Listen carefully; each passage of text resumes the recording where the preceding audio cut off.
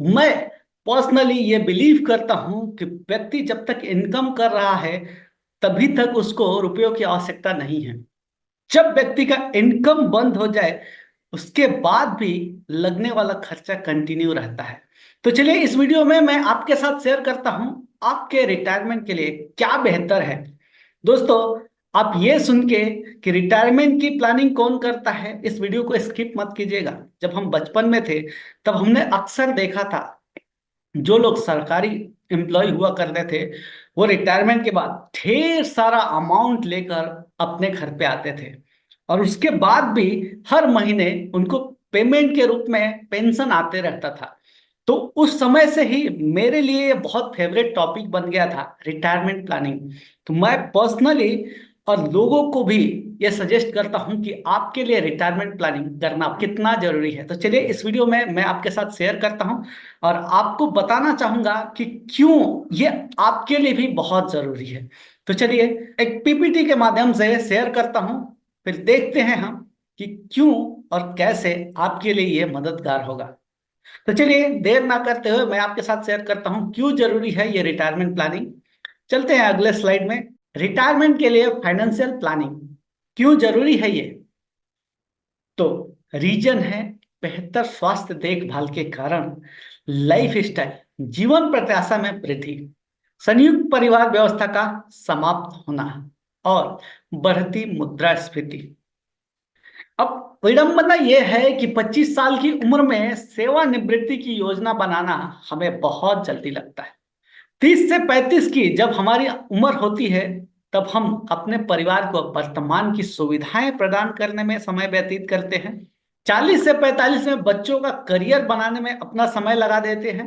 हम 50 से 55 के उम्र में जब जाते हैं तो सेवानिवृत्ति की योजना बना रहे होते हैं। या 60 साल की उम्र में हमें लगता है कि हमने बहुत अधिक समय व्यतीत कर दिया और हमें इसकी योजना जल्दी से जल्दी बनानी चाहिए थी। दोस्तों, आज आपकी जो भी उम्र है इससे पहले कि समय समाप्त हो अपने लिए उचित सेवानिवृत्ति की योजना जरूर करें। जिंदगी के 3 पड़ाव है।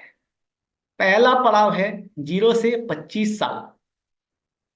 इस 0 से 25 साल में हमारी इनकम नहीं होती है, हमारा एजुकेशन चालू रहता है, शिक्षण चालू रहता है। दूसरा पड़ाव आता है 25 से 60 वर्ष। यहां पर आदमी इनकम करना, कमाई करना चालू कर देता है। और कमाई चालू करने के साथ ही पहली चीज आती है वो है घर की जिम्मेदारी, परिवार की जिम्मेदारी। घर खरीदना है, कार खरीदना है, उसी के साथ बच्चों की पढ़ाई हो जाती है, बच्चों की शादी हो जाती है, भविष्य की जरूरतों के लिए मारा मारी चालू हो जाती है। इन्हीं 25 से 60 सालों तक जाते जाते एक समय ऐसा आता है जब हमारा इनकम बंद हो जाता है। यानी कि 60 से अगला 100 साल तक अगर हमें जीना है तो वहां पर होती है खुद की जिम्मेदारी और वो होता है सेवानिवृत्ति। वहां पर कमाई बंद हो जाता है पर खर्चे बंद नहीं होते। तो क्या करें, कैसा करें कि कमाई बंद हो जाए तो भी हमारे लिए इनकम आता रहे, हमारे लिए कमाई चालू रहे। अब सवाल ये है कि मुझे क्यों रिटायरमेंट प्लानिंग करनी है। तो आपको कैलकुलेट करना है कि मुझे कितने रुपए लगने वाले हैं। साल 2000 में एक राइस प्लेट का कीमत था 50 रुपए। जैसे जैसे हम आगे बढ़े साल 2022 तक आते आते यही एक राइस प्लेट हमको 200 रुपए में मिलने लगी। साल 2042 में कितना रहेगा और 2050 में एक राइस प्लेट की कीमत क्या रहेगी, क्योंकि आज हम यंग है, 2040-50 के बीच में हम रिटायर होंगे। उस वक्त एक राइस प्लेट की कीमत क्या रहेगी ये हमको आज ही सोचना पड़ेगा। अपना हर दिन का एक समय का खाना इतना रहता है, कभी आपने हिसाब करके देखा है क्या? नहीं देखा है तो चलिए आप एक बार जरूर देखिए कि आपका आज के डेट में कितना है और अगले 15-20 साल 25 साल के बाद आपको कितना अमाउंट लगने वाला है। दोस्तों, एक सिंपल सा चार्ट आपके सामने शेयर करता हूं जिसमें एक व्यक्ति है जो 25 साल से इनकम करना शुरू करता है। टारगेट रखा है कि उम्र के 60वें साल में उसको एक 50 लाख रुपए का रिटायरमेंट फंड होना चाहिए। तो एक 25 साल का व्यक्ति है, उसके पास 35 साल है, और इस 35 साल में अगर वो रेगुलर सेविंग करे, कहीं कुछ इन्वेस्टमेंट नहीं, खाली अपने इनकम से 1,40,000 रुपये सेव करे और अगले 35 साल तक सेव करे, तो उसके रिटायरमेंट पे यानी 60 साल की उम्र में 50 लाख रुपए का फंड जमा हो जाएगा। वही व्यक्ति अगर इन्वेस्टमेंट चालू कर दे और एलआईसी के साथ इन्वेस्ट करे, तो ये 1.5 लाख की जगह केवल 30,000 रुपये उसको सेव करना है हर साल, और उसके रिटायरमेंट पे एलआईसी की तरफ से 50 लाख रुपए का फंड मिलेगा। यही व्यक्ति 25 में ना शुरुआत करके 30 साल की उम्र में शुरुआत करता है। अब उसके पास जो समय बचता है वो है 30 साल का। इस 30 साल में वो 1.7 लाख नॉर्मल इन्वेस्टमेंट करता चले और 7 साल तक करे, तो उसको 60वें साल में 50 लाख रुपए का फंड जमा हो जाएगा। यही व्यक्ति अगर एलआईसी के साथ इन्वेस्टमेंट करता है, तो उसको 51,000 रुपए अगले 30 साल तक इन्वेस्टमेंट करना है, और वो फंड 50 लाख रुपए होगा उसके रिटायरमेंट पे। यही व्यक्ति अगर 30 साल की उम्र में नहीं शुरू करता है, आ गया 35 साल के एज में, अब उसके रिटायरमेंट में 25 साल बचा है, 60 साल में उसको भी 50 लाख रुपए का फंड अगर इकट्ठा करना है, तो उसको 2 लाख रुपए सालाना बचाना पड़ेगा, तो जाके नॉर्मल इन्वेस्टमेंट से 50 लाख रुपए का एक फंड जमा होगा उसके रिटायरमेंट। वही व्यक्ति अगर 82,000 रुपए एलआईसी के साथ इन्वेस्ट करता है, तो वो फंड उसको 25 साल में 50 लाख रुपए का मिल सकता है। ये व्यक्ति 35 की जगह 40 से कोई अपना इन्वेस्टमेंट शुरू करता है और उसको अपने 60वें साल में 50 लाख रुपए चाहिए, तो टर्म बचता है जो 20 साल बचता है, और अब यहां पर उसको 2.5 लाख रुपए हर साल सेविंग करना होगा, तब जाके उसको उम्र के 60वें साल में 50 लाख रुपए का फंड मिलेगा। यही व्यक्ति अगर एलआईसी के साथ इन्वेस्ट करता है, तो 1.5 लाख रुपए उसको इन्वेस्ट करना होगा प्रति साल, और 20 साल तक इन्वेस्ट किया तो उसको 50 लाख रुपए का एक फंड मिल सकता है। यही व्यक्ति 45 की एज में शुरुआत करता है और उसको 60वें साल में 50 लाख रुपए चाहिए, तो उसके लिए केवल 15 साल बचा है, और उस 15 साल में उसे 3.5 लाख रुपए का नॉर्मल सेविंग करना होगा, तब जाके वो व्यक्ति अपने रिटायरमेंट में 50 लाख रुपए का अरेंजमेंट कर सकता है। यही व्यक्ति अगर बोलता है कि मेरे को एलआईसी के साथ इन्वेस्ट करना है, तो 2.5 लाख रुपया हर साल इन्वेस्ट करेगा, तब जाके उसको 15 साल में 50 लाख रुपए का फंड हो पाएगा। यही व्यक्ति अगर 48 साल की एज में पहुंच जाता है, अब उसके जो रिटायरमेंट का टाइम बचा है वो केवल 12 साल का बचा है, और ऐसे में उसको नॉर्मल सेविंग करनी है, तो 4,20,000 रुपये हर साल सेव करेगा, तब जाके 50 लाख रुपए का फंड जमा होगा। और एलआईसी के साथ अगर वो इन्वेस्ट करता है, तो 3,20,000 रुपये पर ईयर सेव करेगा, तब जाके उसको रिटायरमेंट फंड के रूप में 50 लाख रुपए मिलेगा। तो दोस्तों, आप डिसाइड करो कि आपको कौन से एज से शुरुआत करनी है। आज आपकी जो भी एज है, अगर आपने इनकम चालू कर दिया, सेविंग चालू कर दो, इन्वेस्टमेंट चालू कर दो, सो दैट एक दिन आपको उसका रिटर्न मिलेगा। तो आप जो जिस एज में हो वहां से चलना शुरू करो, और अपने रिटायरमेंट पे 50 लाख रुपए का फंड अरेंज करने का प्लानिंग करो।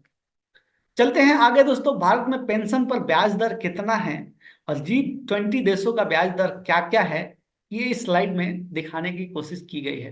यानी 1990 के दशक में 12.68% का ब्याज दर था। साल 2000 आते आते ये ब्याज दर घट के 10.83% रह गया। 2010 में ये 7.51% रह गया था। 2020 में तो ये 5.87% तक पहुंच गया था। 2040 में क्या रहेगा और 2050 में, क्योंकि हमारा रिटायरमेंट तभी आने वाला है, तो आप इसका अजम्पशन कर सकते हैं, मे बी 2% रहेगा या 3% रहेगा, हु नोज। क्यों? क्योंकि ये फिगर है, G20 देशों का ब्याज दर है। स्विट्जरलैंड में -0.75 ये ब्याज दर है। अगर आपको स्विट्जरलैंड में अमाउंट रखना है, तो स्विस बैंक को आपको उस पैसे पे ब्याज देना पड़ता है कि भाई ये मेरा पैसा संभाल के रखो। जापान में -0.1% है। यूरो एरिया में 0%। कई देश हैं जिसमें इंटरेस्ट बिल्कुल भी नहीं मिलता। ऑस्ट्रेलिया जैसे देश, कनाडा जैसे देश, यूएस जैसे देश में 1-1% के आसपास रेट ऑफ इंटरेस्ट मिलता है। तो कोई भी देश जब विकसित होता है, तो वहां का ब्याज दर कम कम होता चला जाता है। तो आप क्या चाहते हो? भारत विकसित देश ना बने? दोस्तों, हम चाहते हैं भारत खूब फले फूले, आगे बढ़े। तो ऐसे में हम देश को जब तरक्की पे देखना चाहते हैं तो हमारा सेव किया हुआ अमाउंट जो है ना वो नीचे आएगा। तो उसका अरेंजमेंट के लिए आपको आज से ही प्रावधान करना होगा। आप खुद विचार कीजिए, अगर आपको घर चाहिए ना, कर्ज मिलेगा, क्योंकि आज आपके बाजुओं में जान है, आपका एक रेपुटेशन है, तो आपको कर्ज मिलेगा। गाड़ी चाहिए तो भी कर्ज मिल सकता है, आपके बच्चों के एजुकेशन के लिए भी कर्ज मिल सकता है। परंतु जब आप बूढ़े हो जाएंगे, सेवानिवृत्ति के दहलीज पे खड़े होंगे और वहां पर सेवानिवृत्ति के लिए कर्ज मांगेंगे, कोई नहीं देता। फैक्ट है ये, केवल 12% लोगों को पेंशन का लाभ मिलता है इंडिया में। 51% लोगों ने योग्य सेवानिवृत्ति योजना नहीं बनाया है। 17% लोगों को अपने भविष्य की चिंता नहीं है, उन्हें लगता है कि जैसी चल रही है लाइफ वैसी चल रही है, जो होगा देख लेंगे। 5% लोगों को उनकी चिंता है कि उनका सेवानिवृत्ति फंड काफी नहीं है, बट वो चाह कर भी अपने उस फंड में वृद्धि नहीं कर पा रहे। 15% लोग सेवानिवृत्ति फंड के लिए एलआईसी में इन्वेस्ट कर रहे हैं। दोस्तों, रुपया जो है बहते हुए पानी की तरह है। अगर आपने उसको सही दिशा नहीं दिया तो वो अपना रास्ता खुद बना लेता है। आज मैं कई दोस्तों से मिलता हूं, बातें करता हूं, उनका इनकम तो अच्छा खासा है, but at the end of the year पूछता हूं कि भाई आपके सेविंग अकाउंट में आज के डेट में इस इनकम में से कितना परसेंट रकम है, तो हंस के बोल देते हैं कहाँ बचत होता है यार। और ये त्रासदी है। दोस्तों, एक सीट मैं आपके साथ शेयर करता, पर अभी फिलहाल मेरे लैपटॉप में नहीं है। इस वीडियो में या फिर और कहीं मैं शेयर करूंगा और उसके ऊपर भी एक छोटा सा वीडियो बना दूंगा। इस वीडियो में आगे देखते हैं, सेवानिवृत्ति के लिए एलआईसी की पेंशन योजना में अभी निवेश करें और अपने जोखिम पर एक सम्मानित जीवन जिए। यदि आज आप रुपया बचाते हैं तो रुपया आपको कल बचाएगा। तो इस तरह की प्लानिंग के लिए कभी भी आपको लगता है कि मुझे संपर्क करना है तो इस नंबर पर जरूर संपर्क कीजिए। मिलेंगे, जल्द ही मिलेंगे। Thank you very much. आपको ये वीडियो अच्छा लगा तो अपने दोस्तों तक इस वीडियो को जरूर शेयर कीजिए। दोस्तों, कहते हैं शेयरिंग इज केयरिंग, और अगर आप किसी की केयर करते हो तो उस तक ये इंफॉर्मेशन, ये नॉलेज जरूर पहुंचाइए। क्योंकि 1 मिनट और बात करूंगा, क्योंकि हर व्यक्ति को जरूरी है पैसा, रुपया चाहिए।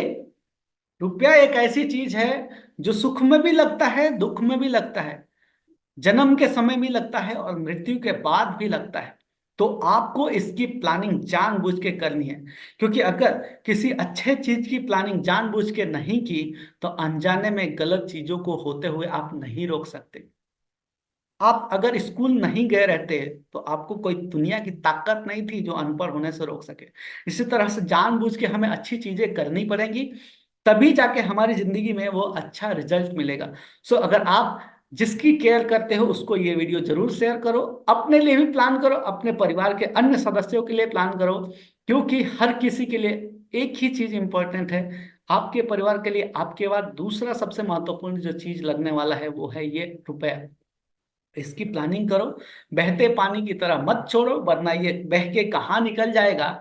जिस तरह बारिश होता है, उस पानी को हम स्टोर नहीं करते हैं तो जहां जगह मिलता है वहीं बह के निकल जाता है। उसी तरह से ये रुपया है, हमने अर्न तो किया बट प्रॉपर प्लानिंग नहीं किया तो ये कहाँ हमारी लाइफ से बह के निकल जाता है, हमें भी पता नहीं चलता। सो फील फ्री, संपर्क कीजिए अगर आपको लगता है आपको इस तरह की प्लानिंग करनी है। मिलते हैं, जल्द ही मिलते हैं। Thank you very much. Share जरूर कीजिए इस वीडियो को अपने दोस्तों के साथ। धन्यवाद।